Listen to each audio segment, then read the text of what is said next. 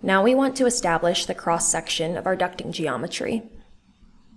For this example, we'll ramp from a rounded parallelogram at the inlet to a circular cross-section at the outlet. To establish that initial parallelogram, we'll use this custom block, Parametric Extruded Parallelogram. I'll right-click to open my custom block, and we can walk through it together. This block has 4 inputs: height, bottom width, blend radius, and side angle. We'll use these parameters to drive that inlet geometry. We can start with a simple calculation, dividing our bottom width by 2, that we'll use later on when we start to establish the bounds of our parallelogram. Since our geometry will have slanted sides, we can begin by using this X rotation custom block that takes a scalar field and twists it some amount about the x-axis. Say we have the scalar field y and we want to test this out. I can add 0 degrees to my side angle, making sure to be cognizant of my units. Viewing the result of this X rotation field at a 0 degree side angle, my scalar field y looks something like this. If I adjust my side angle to something like 30 degrees, I see that this slants 30 degrees about the x-axis. This slant is going to help us establish the slanted sides of our parallelogram. Now I can take this rotated field and displace it half of my width. I can change my bottom width to 100 millimeters to test this out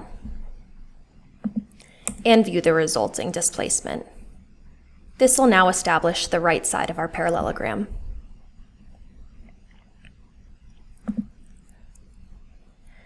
Next, I can use another displacement block to displace the negative version of that scalar field A by the negative of our bottom width.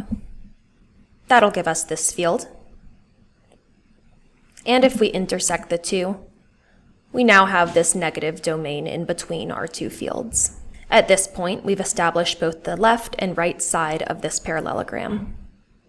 Finally, we can take this field and intersect it with an offset body, z offset by our height, and our negative z at the global origin.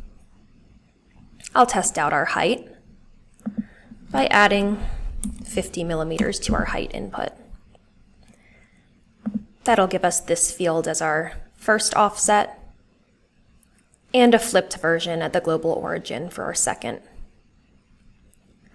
Our final body will run once we add a blend radius. I'll add a radius of 10 millimeters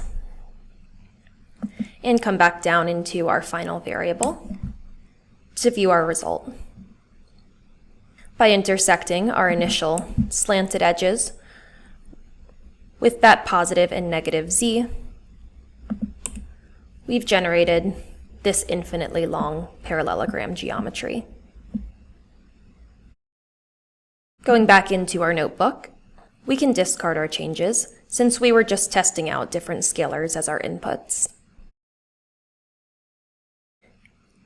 Expanding this ramped parallelogram variable, we see our actual inputs.